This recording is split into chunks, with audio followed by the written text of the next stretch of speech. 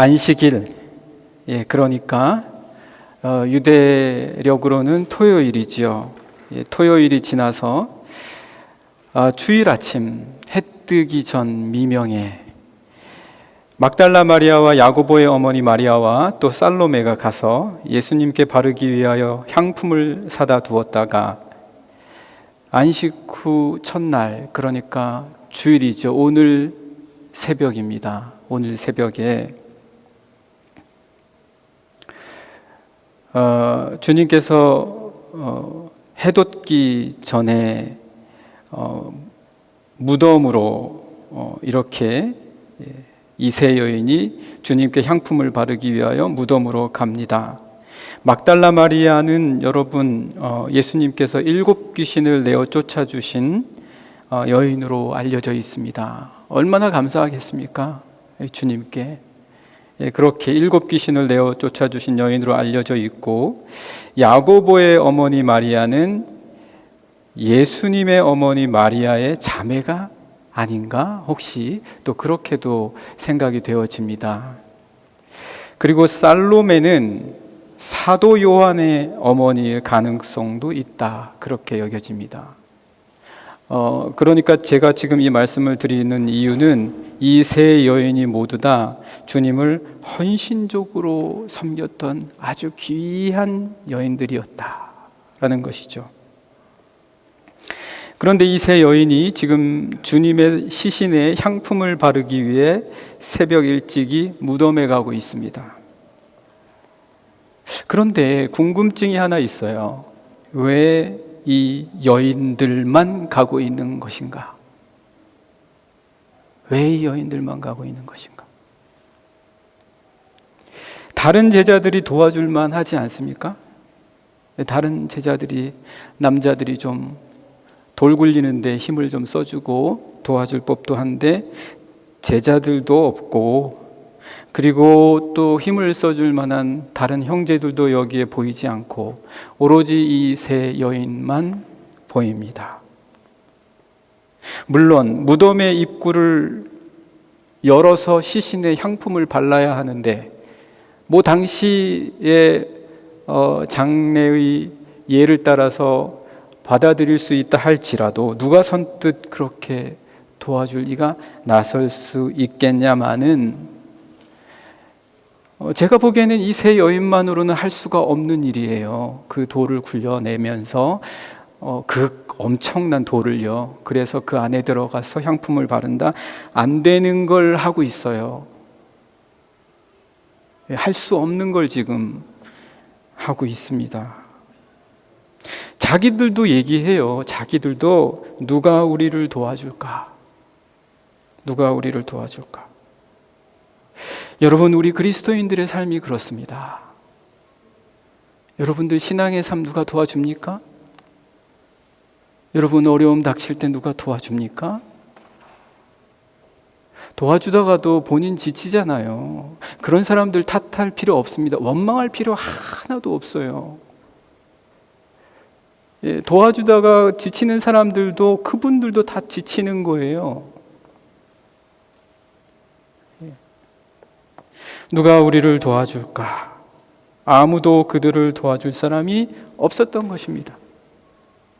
우리도 주님이 장사 진행 바 되시고 십자가 지신 후에 무덤에 계실 때와 같은 그런 심정으로 누가 나를 좀 도와줬으면, 내가 심한 오해를 받고 있을 때 누가 나를 변론해 줬으면, 모든 사람들이 나에 대해서 잘 알지 못할 때 누가 나를 이야기해 줬으면,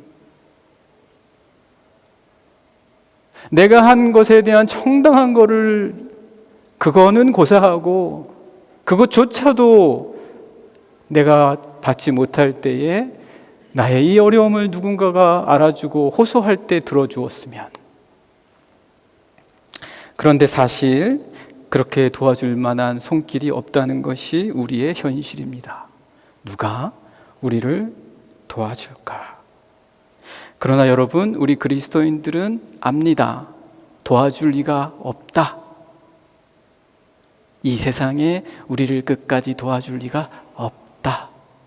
알면 됐습니다. 알면 됐어요. 예. 모르고 계속 세상을 원망하면 얼마나 그게 참 삶이 고달파집니까? 예. 오늘 한번 말씀 보실까요? 1절에서 3절까지만 한번 같이 읽어보시죠. 1절에서 3절입니다. 같이 읽겠습니다. 시작. 안식일이 지남에 막달라 마리아와 야고보의 어머니 마리아와 또 살로메가 가서 예수께 바르기 위하여 향품을 사다 두었다가 안식 후 첫날 매우 일찍이 해돋을 때에 그 무덤으로 가며 서로 말하는 거예요. 아는 거예요. 도와줄 사람 없어. 근데 포기합니까? 우리 그리스도인들은 세상이 나 안 도와준다고 해도 우리 그리스도인들은 신앙의 삶, 믿음의 삶, 그리스도 예수께서 가르쳐 주신 삶, 우리에게 주신 꿈, 우리에게 주신 비전, 우리에게 말씀하시는 바를 포기할 겁니까? 우리 그리스도인들은 그렇지 않잖아요. 예. 우리 그리스도인들은 그래도 이 여인처럼 달려가는 거예요.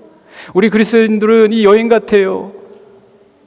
누가 우리를 지켜줍니까? 우리 신앙을 지켜줍니까? 우리 믿음을 보호해줍니까? 그런 거 없잖아요. 그래도 이 믿음의 길을 달려가는 겁니다. 네, 3절 계속 읽겠습니다. 서로 말하되 누가 우리를 위하여 무덤 문에서 돌을 굴려주리여 하더니. 참 안타깝죠. 이 여인의 달려가는 모습들을 보면은요. 그러나 그럼에도 불구하고 이 세 여인은 무덤으로 갑니다. 그들의 발걸음을 새벽 미명의 어두움도 아무도 도와줄이 없는 현실도 마음속의 두려움도 막지 못했습니다. 신앙은 이런 거예요. 그리스도 예수에 대한 믿음을 막을 게 없다.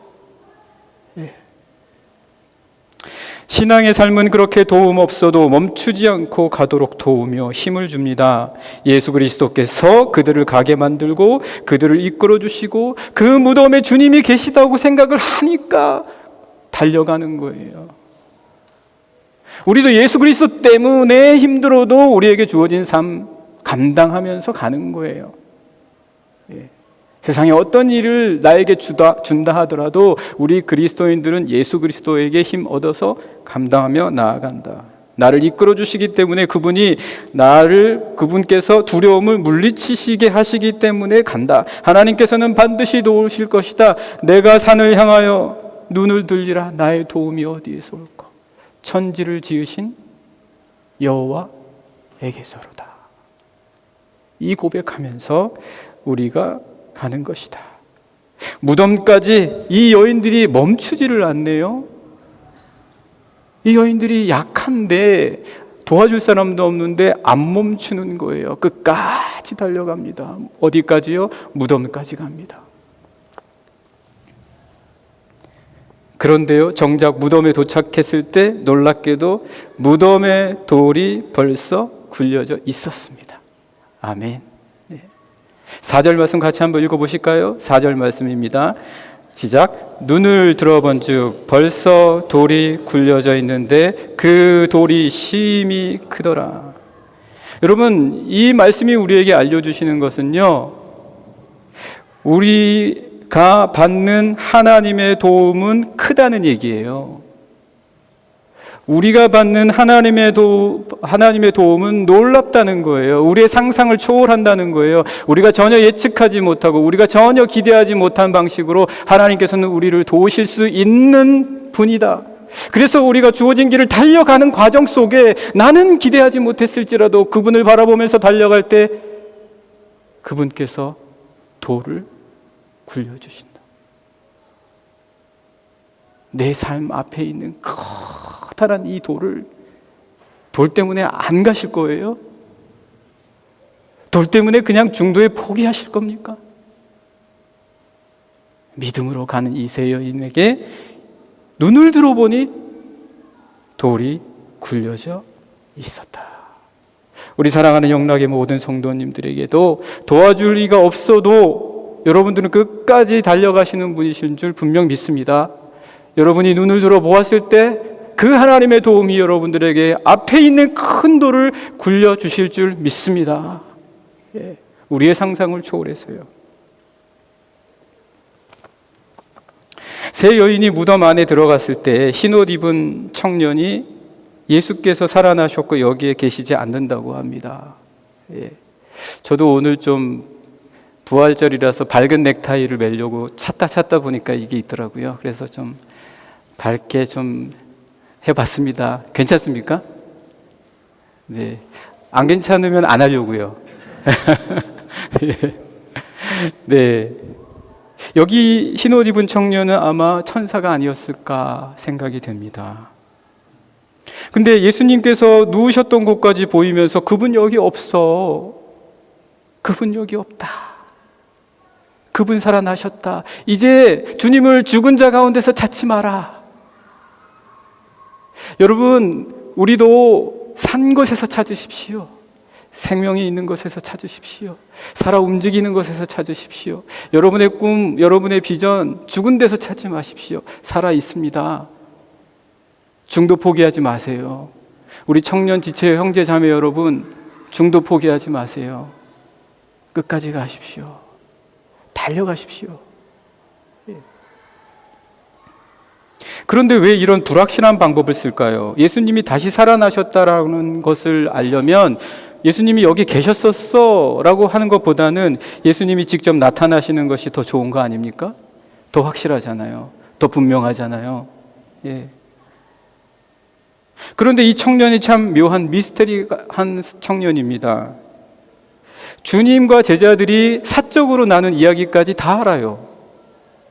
예, 주님께서 먼저 너희들보다 갈릴리로 가겠다라고 하신 말씀까지 이 청년이 아는 거예요. 도대체 어떻게 알까요, 이 청년이? 그러니까 우리가 알지 못하고 보지 못했던 부활의 순간까지 이 청년은 안다라는 거죠. 이 말씀이 그걸 우리에게 알려주시는 거예요. 우리에게는 보여지지 않는 부분까지도 다 이 청년이 말해주는 것을 믿을 수 있다. 믿을 수 있다. 살아나신 예수님을 아직 이 세 여인은 보지도 못했어요. 이 세 여인은 보지도 못했는데 지금 예수님이 먼저 갈릴리에 가서 제자들을 기다릴 것이니까 그거를 제자들에게 먼저 가서 말해주라. 아니, 이거 참 너무 답답한 거 아닙니까? 뭔가 살아나신 주님을 만났어야 전해주죠. 만나지도 못했는데 먼저 가서 기다리실 거라는 말까지 전하라고 하니까 이 세 여인은 당황스러웠을 것입니다. 여러분, 그들에게 믿으라고 하는 것은 어찌 보면 이렇게 효과적이지도 않고 당황스럽기까지 한 것입니다. 그러나 여러분, 사실 우리 삶을 한번 봅시다. 우리 삶이 뭐 그리 효과적입니까? 내가 하는 것마다 다 효과적입니까? 그런데 내 거는 믿으면서 주님 말씀은 효과적이지 않다고 안 믿는 거예요. 내가 하는 행동이나 내가 하는 노력들도 그렇게 효과적이지 않은데, 여러분, 우리는 스스로도 확실하지 않아요.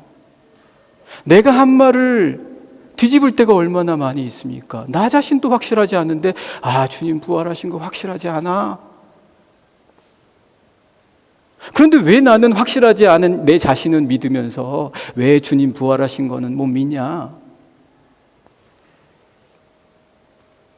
당장 방금 전에 한 말도 지키지 못하거나 믿었던 것이 사실이 아닌 것으로 드러날 때 여러분, 우리의 낙심이 얼마나 큽니까? 여러분, 부활을 믿으라고 하는 것은 그러니까 나의 시각에서 나를 믿으라는 게 아니고 하나님의 시각에서 하나님이 하실 수 있는 것을 믿으라는 거예요. 하나님을 믿는 믿음으로 살라는 거예요.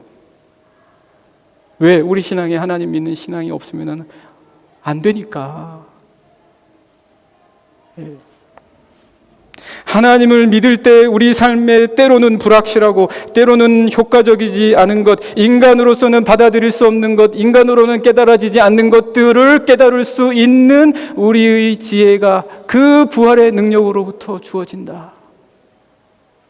여러분, 부활을 한번 믿게 되면 얼마나 넓은 세상이 우리에게 펼쳐지는지 모릅니다. 얼마나 넓은 하나님의 계획과 하나님의 역사하심이 내 삶에서 살아 움직이고 역동적으로 함께 하시는구나. 이게 부활로부터 시작되는 거예요. 내가 다른 사람들을 대할 때도 부활의 신앙으로 대한다면 훨씬 더 다른 사람들에게 대하는 모습과 자세가 달라질 수 있을 것입니다. 부활을 믿는 자들은 인간으로부터가 아닌 힘을 얻습니다.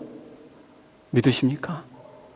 인간으로부터가 아닌 힘을 얻어요. 부활을 믿는 자들은요.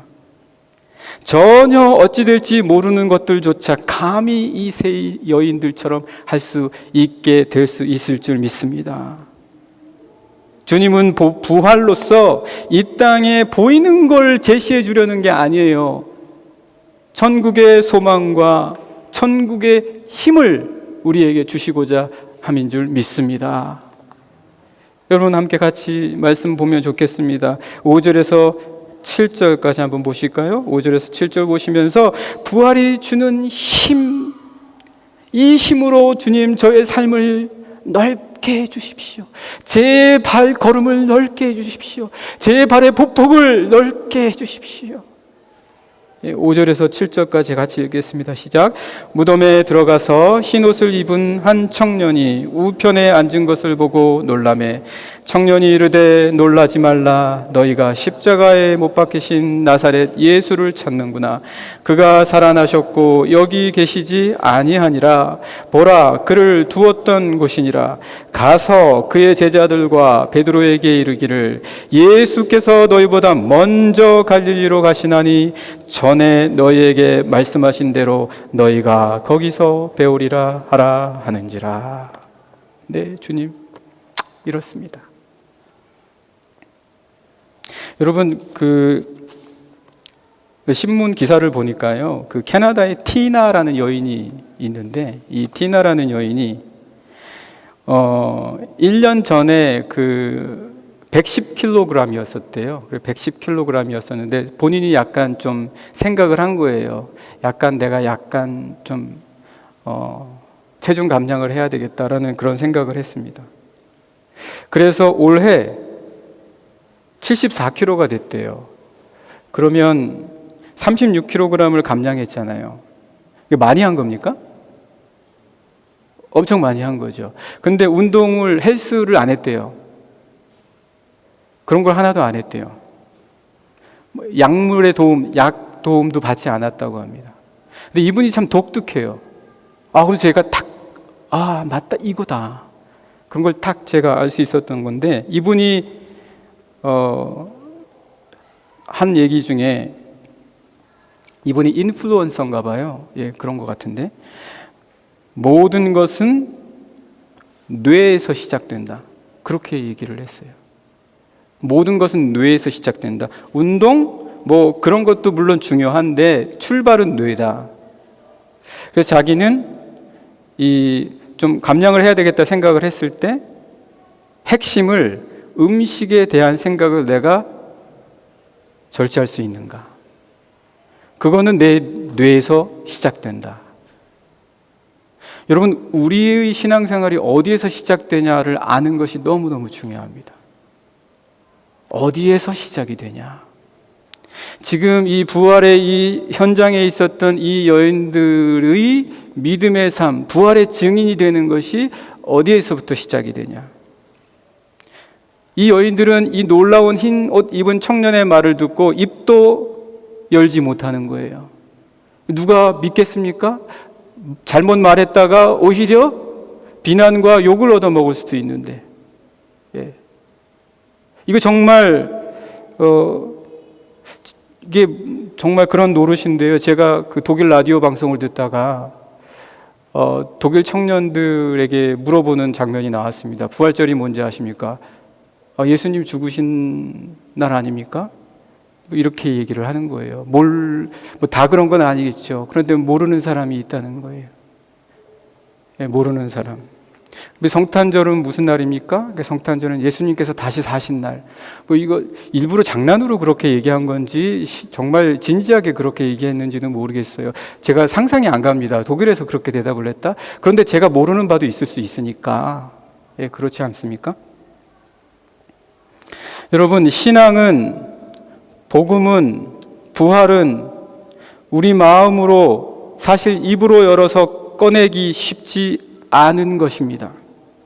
그것을 입으로 열어서 말한다는 것은 주님이 내 안에 계실 때에만 가능합니다. 주님이 내 안에 계실 때, 그분이 살아나셨다는 것을 주님이 증명해 주실 때 오로지 할 수 있는 겁니다. 내가 너의 안에 있으면서 너에게 확신을 주니 너는 두려워하지 말고 너의 입을 열어라. 우리 힘으로 하는 게 아니라는 거예요, 부활 증인은. 그래서 우리가 부활의 증인으로 될 수 있을 때에는 주님이 내 안에서 내가 함께 하신다. 내가 있는 것을 눈치채라. 그런 말씀이시죠. 무섭지만 몹시 놀랄 만한 일이지만 오히려 주님이 내 안에 계시다는 것을 그래서 여러분 증언하면 할수록 더 확신이 오는 게 부활입니다. 이상해요. 증언하고 말하면 할수록 더 확신이 우리에게 주어지는 것이 부활이다. 왜요? 내가 믿는 것이 아니라 내 안에 계신 예수 그리스도께서 믿게 하시는 것이기 때문입니다. 결국 주님은 이 세 여인이 자신 예수 그리스도를 보기 이전에 이미 천사의 증언만으로도 이미 살아나셨다 하는 그 말을 믿기를 원하셨던 것입니다. 물론 그것이 어렵다는 것을 주님도 아실 것입니다. 증언만으로 부활을 믿으라? 쉽지 않은 것입니다. 무섭고 놀라웠기 때문에 도망칠 것도 아셨기 때문입니다. 그러나 주님은 그걸 원하시는 거예요. 증언만으로도 나의 살아남을 믿는 자가 되라. 그 증언을 고백하면 고백할수록 더 확실해질 것이다. 우리 삶에 그런 힘이 필요하다는 거예요. 우리 삶에 그런 힘이 필요하다. 부활의 그런 능력이 필요하다는 거예요. 내 안에 그리스도 예수께서 주신 마음을 가지면 가질수록 더 확실해지는 거, 더 흔들리지 않는 거. 그렇지 않으면 우리가 자꾸 쓰러지거든요. 자꾸 약해지거든요. 결국 부활을 받아들인다는 것은 순전히 믿음으로부터 시작된다. 모든 것은 뇌로부터 시작된다라고 말한 그 여인처럼 부활은 믿음의 증언을 받아들이는 것으로부터 시작된다. 세 여인의 두려움과 무서움은 오직 주님을 믿을 때에 사라졌고 기쁨과 소망으로 바뀌어졌을 것입니다. 그것이 믿음의 힘입니다. 믿을 때 사라지는 것들이 있습니다. 믿을 때 확실해지는 것들이 있습니다. 그리스도인의 삶은 그렇게 믿음으로 모든 것이 시작됩니다. 그러자 그들이 주님을 직접 보게 됩니다. 증언을 믿자 그들이 주님을 직접 보게 됩니다. 보고서 믿는 게 아니라 믿으니 보게 된다는 것을 알려주는 말씀입니다. 오늘 말씀 한번 보실까요? 8절부터 11절까지 말씀입니다. 8절부터 11절까지 같이 함께 읽겠습니다. 시작. 여자들이 몹시 놀라 떨며 나와 무덤에서 도망하고 무서워하며 아무에게 아무 말도 하지 못하더라. 아무 말도 못하는 거예요. 이걸 도대체 믿어야 되냐? 이걸 도대체 받아들여야 되냐? 9절 말씀 같이 읽으시죠. 9절. 예수께서 안식 후 첫날 이른 아침에 살아나신 후 전에 7 귀신을 쫓아내어 주신 막달라 마리아에게 먼저 보이시는 거예요. 그 믿음을 받아들였을 때, 증언을 받아들였을 때 그 후에 어떤 일이 있습니까? 만나게 되는 거예요. 여러분, 모든 일이 다 순서가 그래요. 내가 무언가를 꿈꾼다, 내가 무언가를 계획한다, 믿음이 앞서는 겁니다. 모든 게 다 그래요. 믿음이 앞서는 거예요. 그리고 만나게 하시는 거예요. 그리고 이루어지게 하시는 거예요. 그리고 현실이 되게 하시는 겁니다. 앞뒤가 바뀌지 않아요. 믿으십니까?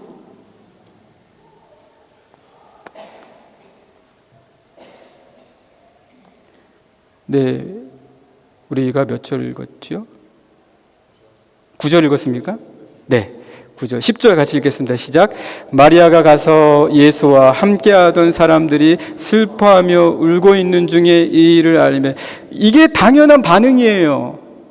슬퍼하고 울고 있고 믿어지지 않아요. 우리의 사명은 뭡니까? 그래서 믿게 하는 거예요. 뭐 우리가 예수님을 보여줍니까? 그런 거 아니에요. 우리가 대신 일을 이루어 줍니까? 그런 거 아니에요. 믿을 수 있도록 증언해 주는 거예요. 11절 말씀 읽겠습니다. 그들은 예수께서 살아나셨다는 것과 마리아에게 보이셨다는 것을 듣고도 믿지 아니하니라.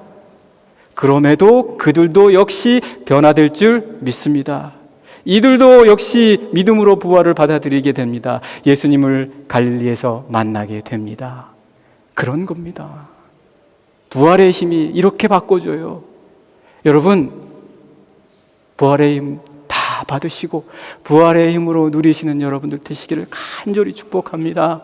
우리 옆에 분들에게 말씀해 주십시오. 손잡을 수 있는 관계라시면 손도 잡아주시면서 부활의 힘으로 사십시오. 함께 축복해 주십시오. 함께 잠시 기도하겠습니다. 하나님 아버지, 우리 사랑하는 영락의 귀한 성도님들 부활의 힘으로 살아가게 하여 주시옵소서. 예수님의 이름으로 간절히 기도드립니다. 아멘.